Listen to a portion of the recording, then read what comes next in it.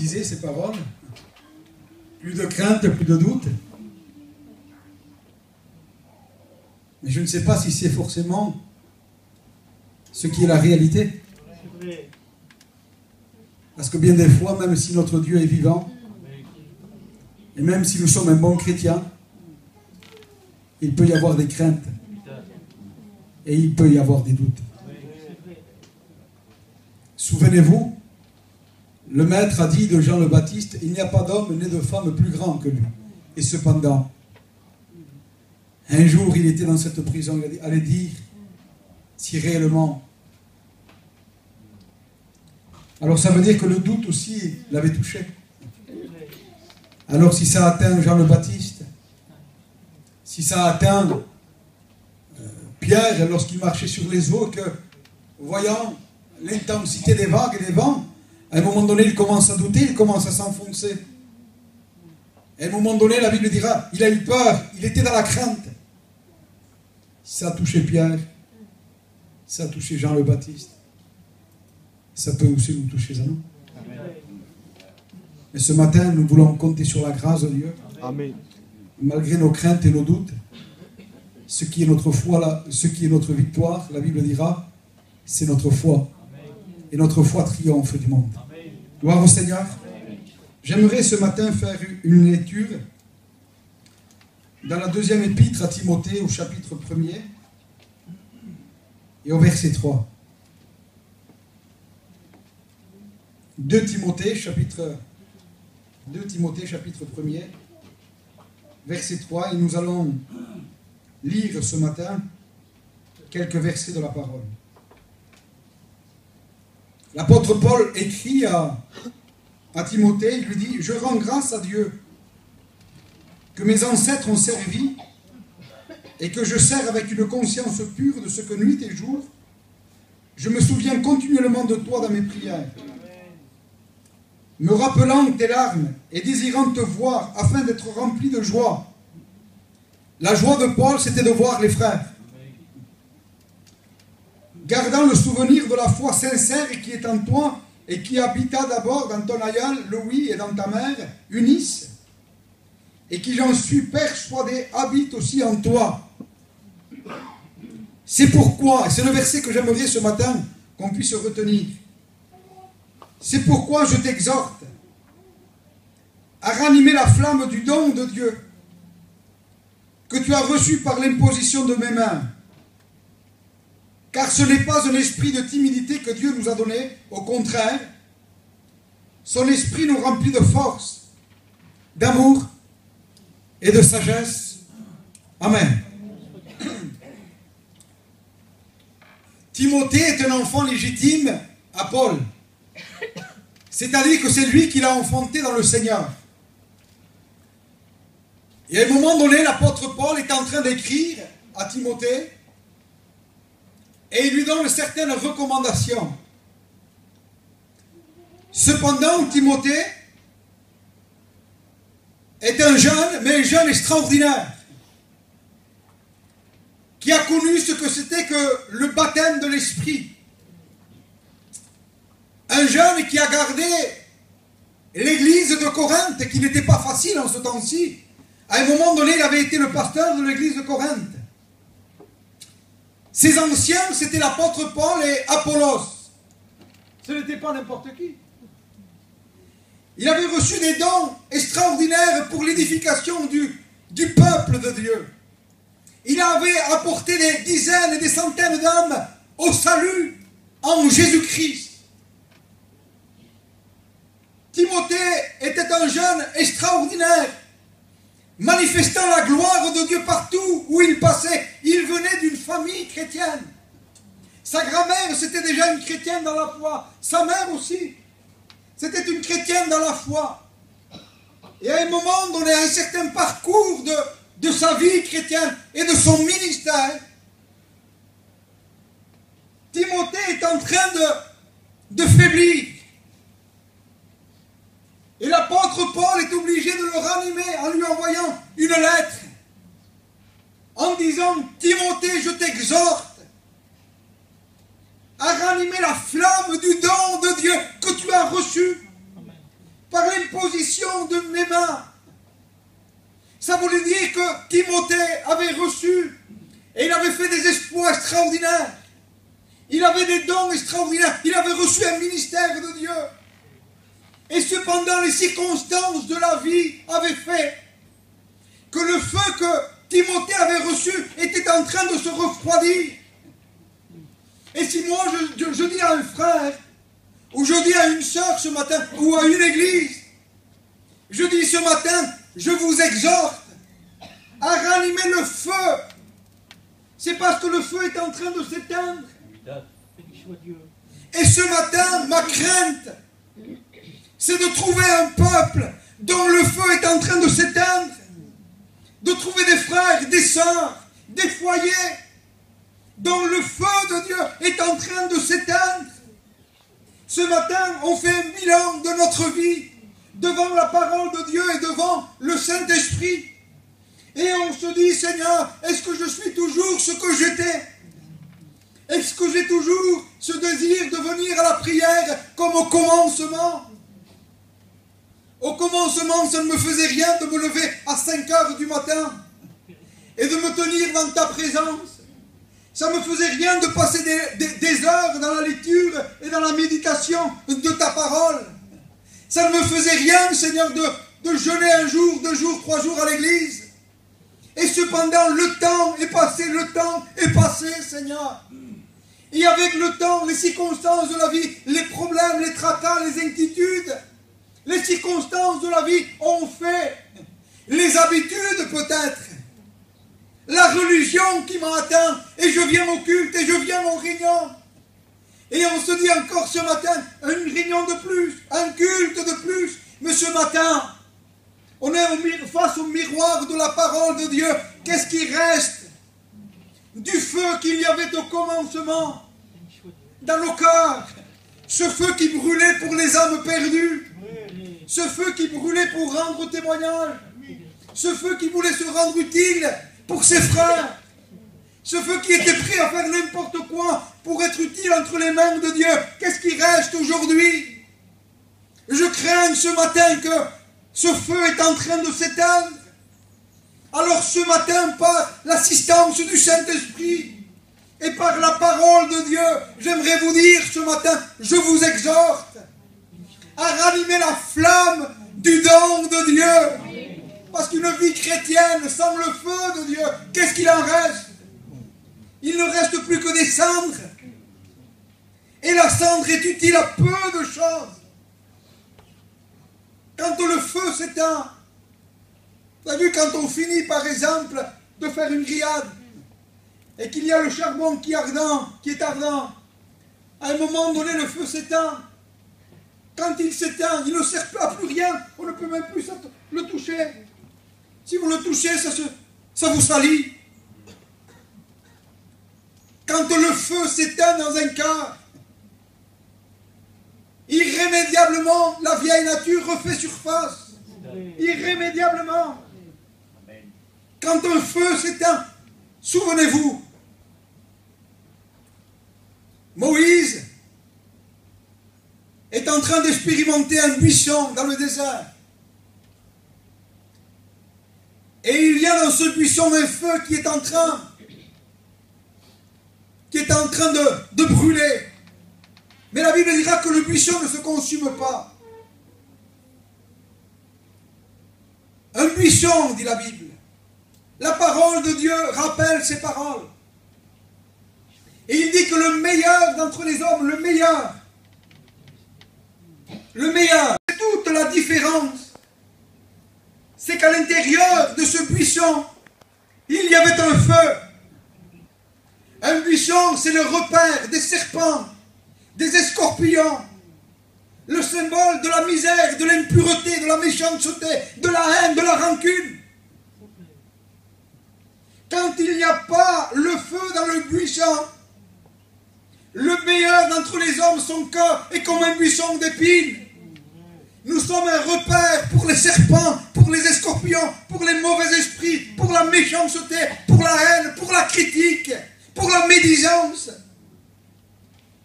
Mais quand il y a le feu à l'intérieur, c'est ce qui faisait toute la différence.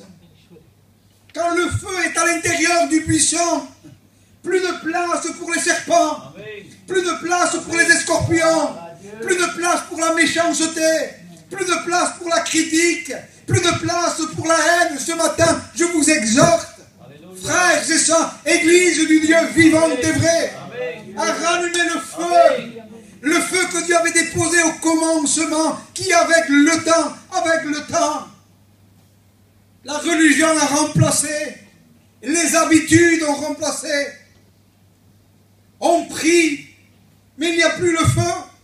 On peut prêcher, très bien prêcher, et il n'y a pas le feu. On peut chanter, mais il n'y a pas le feu. Quand il n'y a pas le feu, rien ne se fait, rien ne se passe.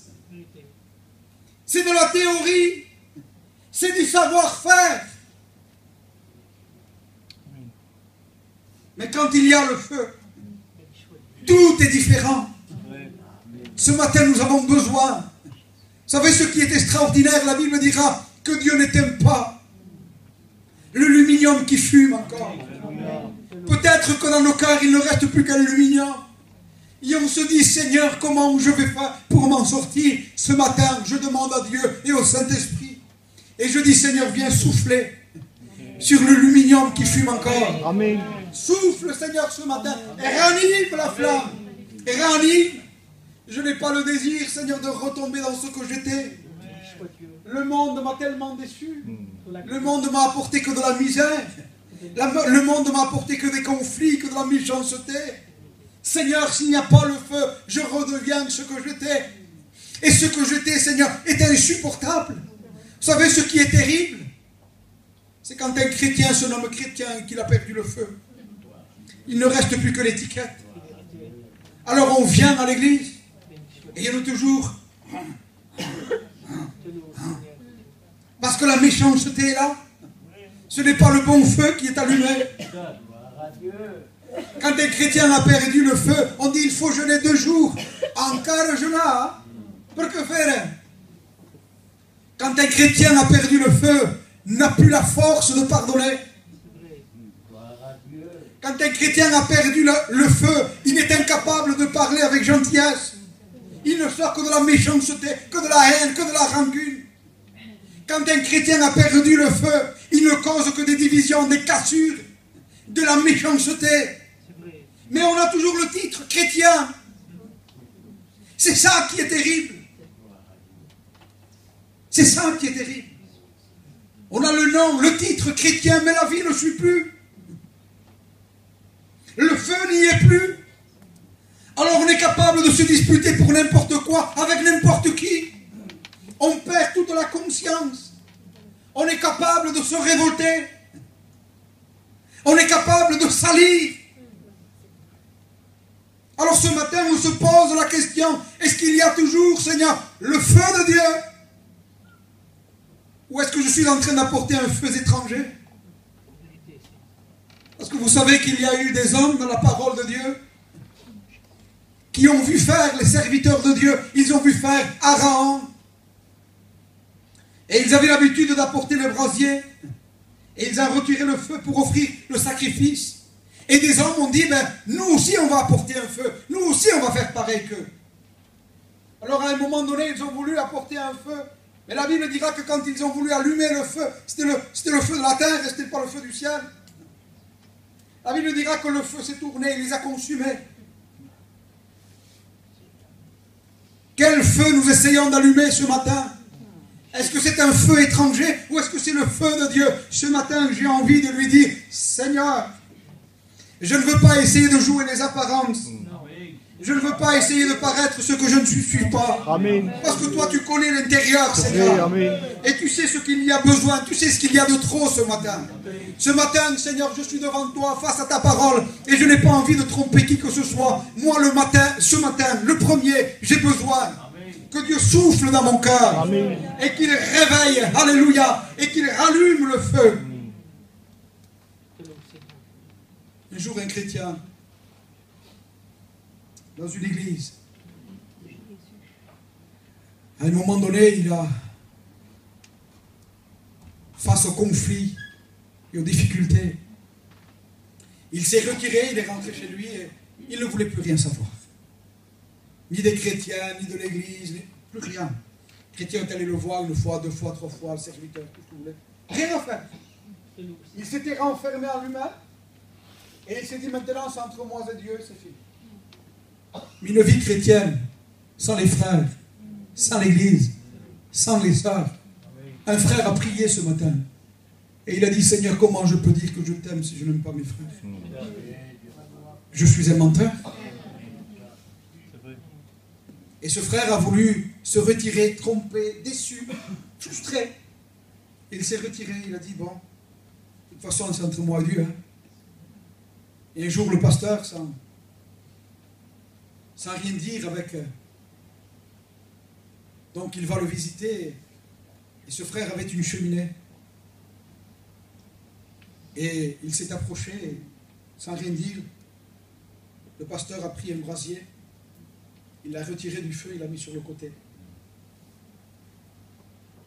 Et il a vu que le brasier était en train de devenir un charbon qui était en train de noircir.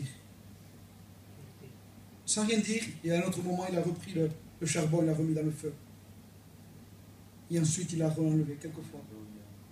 Et le chrétien était en train de regarder la scène. Et à un moment donné, le chrétien a dit, j'ai compris, pasteur. Voilà ce que je suis.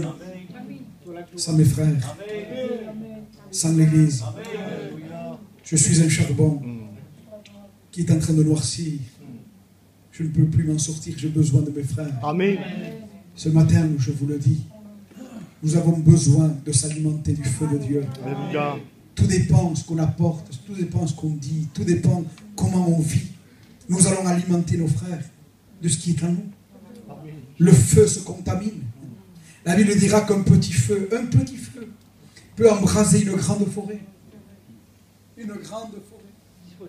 Si moi je m'entretiens avec mes frères, en parlant du ciel, de son événement, de l'action de son esprit, du salut des âmes, du besoin de l'Église, et que je suis en train d'apporter des solutions, je vais enflammer le désir de mes frères et de mes sœurs pour l'œuvre de Dieu. Mais si dans mon cœur il n'y a pas le feu, qu'est-ce que j'apporte? J'apporte du charbon, je salis les autres. Il n'y a que de la critique, que de la médisance. Quand le feu brûle à l'intérieur, c'est autre chose. C'est autre chose. Il y a d'autres désirs. On est un autre témoin quand le feu est là. À un moment donné, Jérémie disait ces paroles et il disait, Seigneur, c'est fini. Je ne ferai plus mention de toi. Je ne ferai plus mention de toi parce qu'à chaque fois que je parle, on me frappe. On me maltraite, Seigneur, on me méprise. Et à un moment donné, Jérémie dit, j'essaye de me contenir. J'essaye, il dit, de me contenir, mais je ne peux pas. Il dit, il y a un feu à l'intérieur qui est en train de brûler. Et je prie Dieu, je prie le Saint-Esprit ce matin pour que ce feu s'allume dans notre cœur. Pour que ce feu rallume dans notre cœur la flamme. Et que nous puissions sortir d'ici ce matin en disant, Seigneur, quelle joie d'être béni de Dieu. Quelle joie de revenir à la croix, de revenir à toi, Seigneur. Combien de temps j'ai perdu. Combien de temps j'ai perdu. Au lieu de faire comme ça, pourquoi je n'aurais pas fait comme ça? Au lieu de faire comme ça, pourquoi je n'aurais pas fait comme ça? Ah, Seigneur, je suis conscient que moi-même j'ai éteint le feu, Seigneur. Et j'ai éteint le feu par ma vie, par mes conversations. Vous savez ce qui avait fait que Timothée avait perdu le feu? C'était parce qu'en ce temps-ci, il y avait beaucoup de contradicteurs. Et des gens qui essayaient d'altérer la doctrine de Dieu. Et Timothée était constamment obligé de refuter. Constamment. Il avait des conflits constamment avec l'un, avec l'autre, et avec l'un, et avec l'autre, et avec l'un, et avec l'autre. Et des gens venaient. Ils essayaient de tordre la doctrine de Dieu. Les enseignements que Dieu avait laissés à l'apôtre Paul. Et Timothée était en train de faire face à tous ces gens-là qui étaient en train de venir. Et l'apôtre Paul est obligé de lui écrire. Il dit, Timothée, fuis ces hommes-là. Timothée, il lui dit, ne rentre pas dans ces conversations qui causent des querelles plutôt qu'elles n'avancent l'œuvre de Dieu. Il lui dit, Timothée, garde le bon dépôt en évitant les conversations inutiles. Timothée,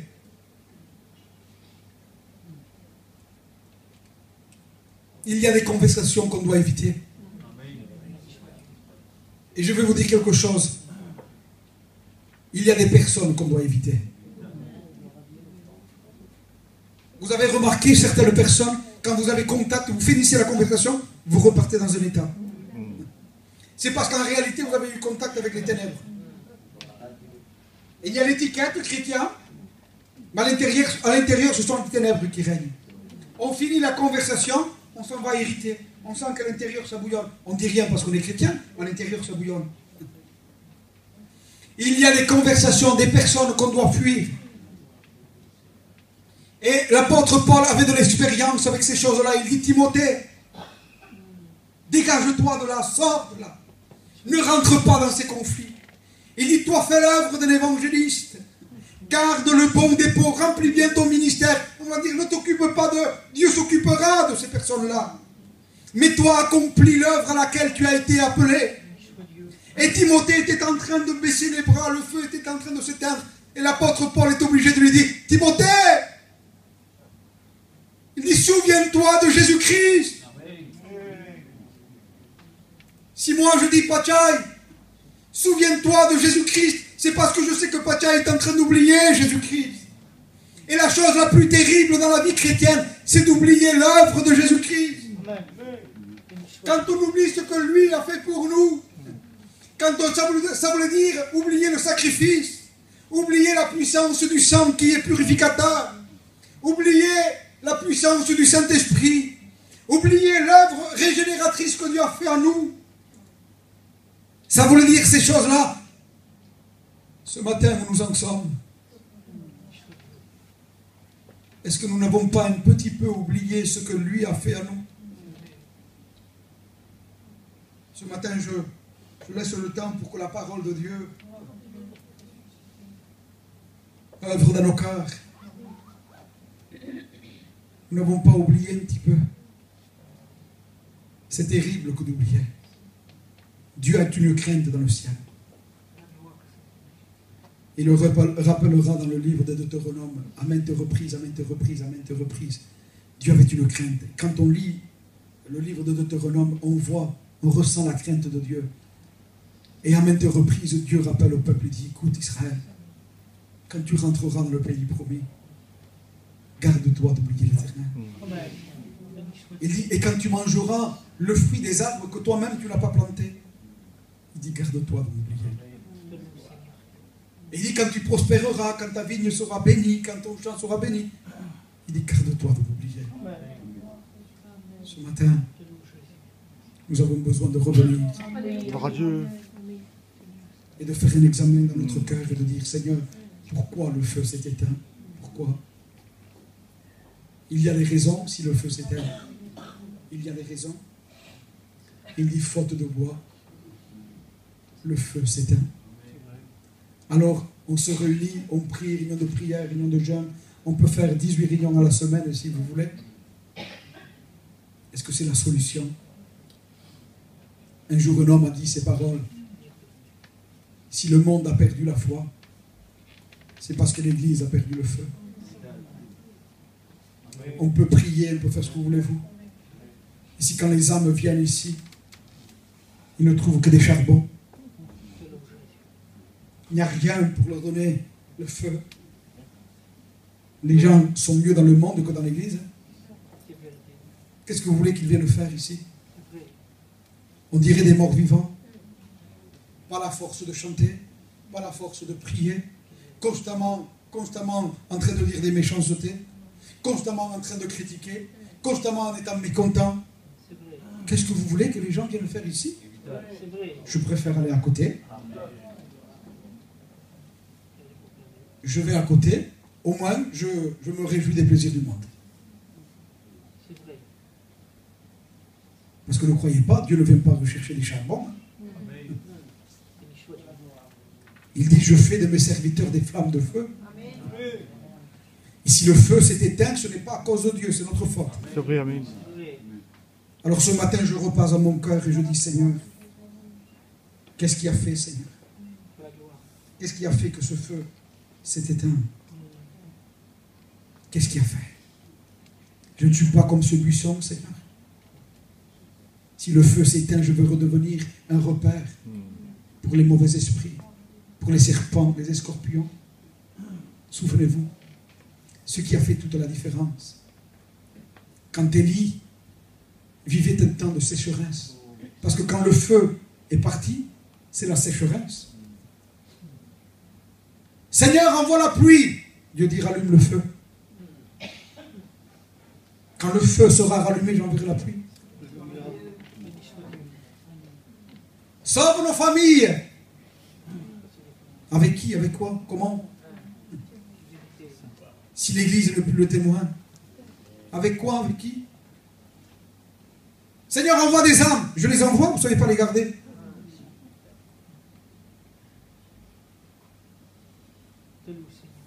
Élie se rencontre dans un temps de sécheresse avec Akab.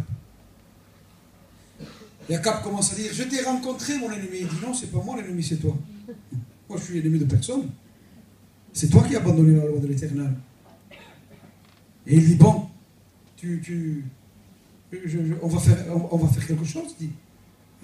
Élie annonce un défi. Il dit, on va voir. Il dit, qui est dans la vérité? Il dit, on va se réunir au Mont Carmel, on va prendre 2 taureaux, tu vas réunir tes 450 prophètes, et le Dieu qui descendra par le feu, celui-ci sera réellement Dieu. Alors le défi est lancé. À un moment donné, il y a un taureau ici pour les 450 faux prophètes de Baal, et il y a un taureau pour Élie, qu'ils offrent en sacrifice. Et les faux prophètes commencent à évoquer le Dieu Baal. Et il dit, descend, Dieu Baal, et il commence à prier. Et Élie se moque d'eux, il dit, bon. Et il dit, si ça peut vous faire plaisir, allez-y, invoquez, priez, chantez, faites ce que vous voulez, vous sautez. Il dit, peut-être que votre Dieu est en vacances. Peut-être qu'il dort, criez plus fort. Il se moque d'eux. Et à un moment donné, la Bible dira que du matin jusqu'au soir, il n'y a eu ni voix, ni réponse qui est descendue du ciel. Ça, c'est terrible, hein? Mal se garer.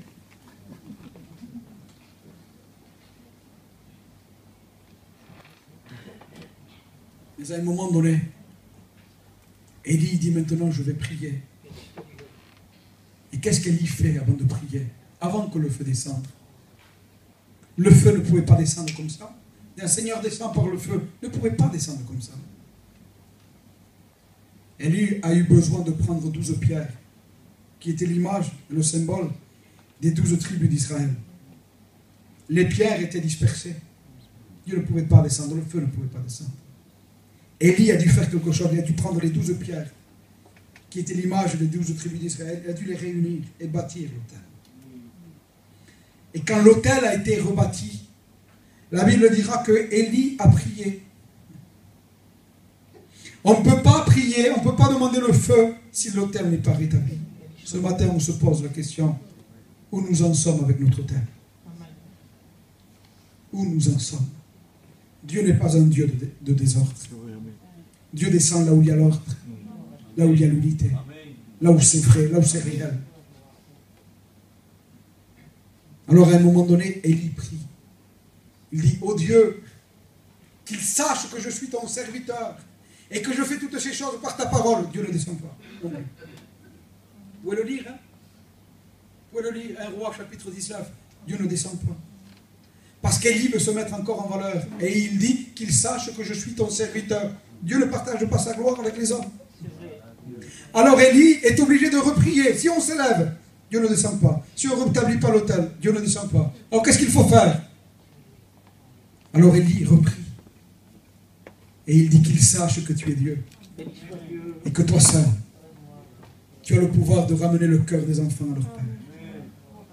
Descends, Seigneur, et le feu descend. Nous avons besoin ce matin que le feu descende. Besoin que le feu descende. Amen. Et la Bible dira que quand le feu est descendu, les pierres ont été consumées, le taureau a été consumé, le bois a été consumé, l'eau a été consumée, tout a été consumé. Quand le feu descend, c'est autre chose. Quand le feu descend, les cœurs ne résistent plus. Quand le feu descend, on ne sait pas pourquoi des âmes perdues viennent à la réunion. Personne ne leur a témoigné. Ils sentent qu'il y a le besoin d'un feu, qu'il y a le feu. Et quand le feu est là, nous n'aurons pas besoin de témoigner autour de nous, les âmes viendront. La Bible dira que Dieu ajoutait à l'église tous les jours ceux qui étaient sauvés. C'était Dieu qui les ajoutait. Ce matin, dans quel état est notre hôtel? Dans quel état? Mais j'aimerais ce matin vous redonner de l'espoir. Il est écrit ces paroles dans le livre de Samuel, où il est dit, la lampe de l'Éternel n'était pas encore éteinte. Ça voulait dire qu'il y avait encore de l'espoir. Il est écrit, Ézéchiel, chapitre 21, il est écrit au verset 3, je vais allumer un feu au-dedans de toi. Et le monde saura que c'est moi qui l'ai allumé. Ce matin, nous voulons lui dire, Seigneur, allume ce feu. Amen. Allume ce feu. Amen. S'il faut rétablir l'autel, je le rétablis. Ce matin, s'il faut m'humilier, je m'humilie. S'il faut ce matin, Seigneur, demander pardon, je demande pardon. Mais je veux rétablir l'autel. Je veux que le feu descende. Je ne veux pas un feu étranger, Seigneur, qui essaye de jouer les apparences. Je veux que le feu descende du ciel. Amen. Je veux celui d'en haut, celui que toi tu as en haut. Je veux que ma vie enflamme ceux qui sont autour de moi. Je veux que ma vie soit un moyen de bénédiction pour ma famille, pour mon foyer, pour mes amis, pour mes frères, pour le pasteur, pour l'église. Je veux, Seigneur, être ce flambeau. Alléluia. Je termine avec ces quelques mots. Un frère a dit un jour ces paroles. Vous savez pourquoi certains n'éclairent pas? Il dit parce que souvent nous sommes cette bougie qui ne veut pas se consumer.